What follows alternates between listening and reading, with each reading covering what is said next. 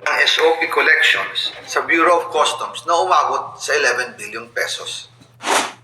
May 9 billion pesos collection mula sa sugar. Ang kita mula sa importasyon ng sibuyas na hawak naman ni Martin Araneta. Tinawagan daw siya ni First Lady Lisa Marcos at ipinapatigil ang investigasyon. Sa First Lady Lisa Marcos mismo ang may hawak sa mga rice importers. Dahil pala sa dami ng SOP at remittance na ipinapasa sa bawat transaksyon. Ang pinakamakapangyarihang pamilya pa mismo ang sangkot sa ganitong sistema.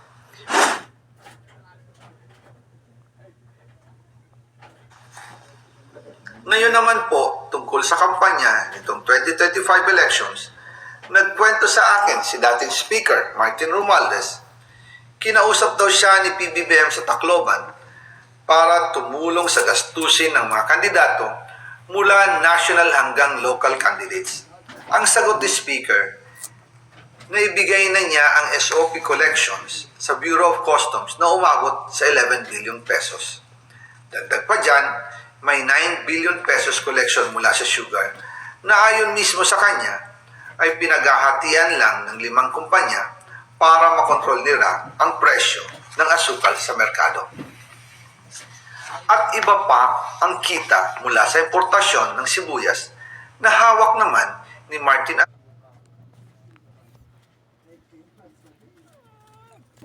Araneta, kapatid ni First Lady Lisa Araneta Marcos. Kung matatandaan ninyo, noong 2022, nagkaroon po ng investigasyon sa Kamara na pinangungunahan ni Congressman Toto Swansing dahil sobrang taas ng presyo ng sibuyas. Umabot ng 600 pesos kada kilo. Gayong dapat ay nasa 80 pesos lang. Doon lumabas ang pangalan ni Martin Araneta bilang isa sa mga nasa likod ng kontrol sa importasyon ng sibuyas. Pero hindi po natuloy ang investigasyon.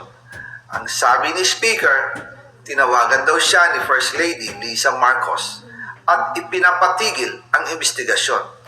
Kaya walang natuloy at walang naparusahan. Dahil pala, kontrolado ng kapatid ng First Lady ang importasyon ng sibuyas. Ganito rin po ang nangyari sa bigas.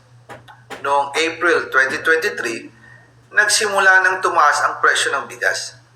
Kaya iminungkahi ko kay Speaker Martin Romualdez na kung pwede ay mag-angkat tayo ng 13 million metric tons para sa buong taon. Ang layunin ko po ay mapababa ang presyo ng bigas sa 22 pesos kada kilo. Pero hindi po ito inaprubahan ng Pangulo noong sila ay nasa Clark. Dahil doon, sumipa ang presyo ng bigas na umabot ng 55 pesos kada kilo hanggang 2024. Noong 2024, kinausap ko ulit si Speaker Martin Romualdez na kung pwede makausap namin si Secretary Laurel Chu ng Department of Agriculture at Secretary Ralph Recto ng Department of Finance para maibaba ang taripa ng bigas mula 35% to 15%. Sinabi ko kay Speaker Martin Romualdez na kung pababayaan natin ang patuloy ng pagtaas ng presyo ng bigas at umabot ito sa 60 pesos kada kilo, siguradong magagalit na ang taong bayan. Posibleng magrevolusyon na ang mga tao at tiyak na maapektuhan dito ang mga kandidato ng administrasyon sa 2025 elections. Isa sa mga patunay na hindi na masaya ang taong bayan ay ang pagbaba ng approval rating ng Pangulo noong panahon na iyon dahil sobrang taas ng presyo ng bigas. Nangyari po ang meeting at halos inaabot kami hanggang alas 2 ng umaga, nakikiusap, nagpapaliwanag. Buti na lang, matapos ang matagal na negosasyon, pumayag din sila. At di nagtagal, inanunsyo na rin sa publiko na ibaba ang ng buwis sa bigas. Ngunit, matapos ang 4 hanggang 6 na buwan, hindi pa rin bumababa ang presyo ng bigas. Kahit ibinaba na ang taripa nito, kaya iminungkahi ko kay Speaker Romualdez na magpatawag ng investigasyon tungkol sa bigas sa pamamagitan ng Quinta Committee hearings.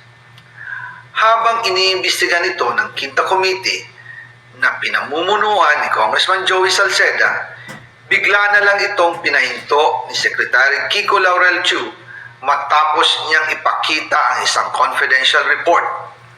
Nakasaad dito na sa First Lady Lisa Marcos mismo ang may hawak sa mga rice importers.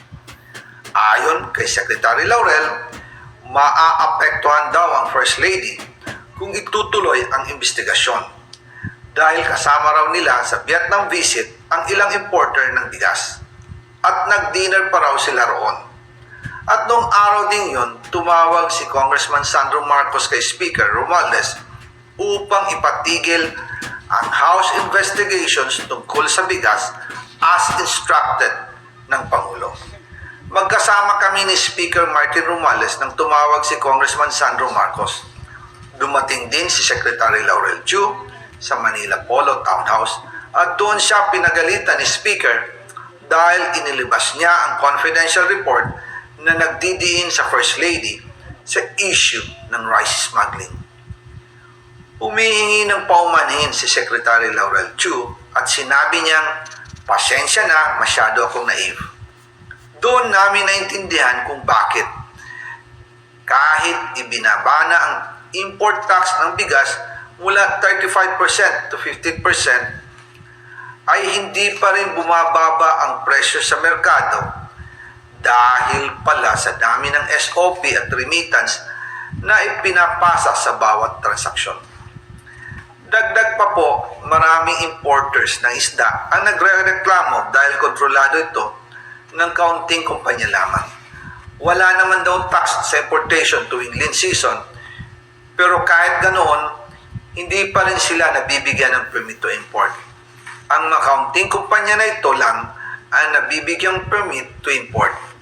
Dahil dito, kontrolado din ang presyo ng isda at ito din ang dahilan kung bakit mataas ang presyo ng galunggong. Mga kababayan, hindi dapat naghihirap ang Pilipinas. Hindi dapat ganito kamahal ang mga pangunahing bilihin tulad ng bigas. At higit sa lahat, hindi dapat nagugutom ang mga Pilipino. Wala silang malasakit sa taong bayan, lalo na sa mga mahihirap. Inaabuso ang kapangyarihan. Nagiging negosyo ang pera ng taong bayan. Masakit man tanggapin, pero ito ang katotohanan. Ang pinakamakapangyarihang pamilya pa mismo ang sangkot sa ganitong sistema. Mula sa Pangulo, First Lady, hanggang sa anak, sila mismo ang nagtatakda, kumukontrol, at nakikinabang sa mga transaksyon dapat sanay para sa kapakanan ng sambayanan. Hawak at kontrolado nila halos lahat ng ahensya, kaya nagagawa nilang itago ang katotohanan. Sa mga susunod na araw, marami pa po akong isisiwalat. Maraming salamat sa inyong oras at patuloy na pag-unawa. Naway, magising tayo sa katotohanan at sama-sama nating hanapin ang hustisya para sa bayan. Diyos mabalos po sa Indogabos.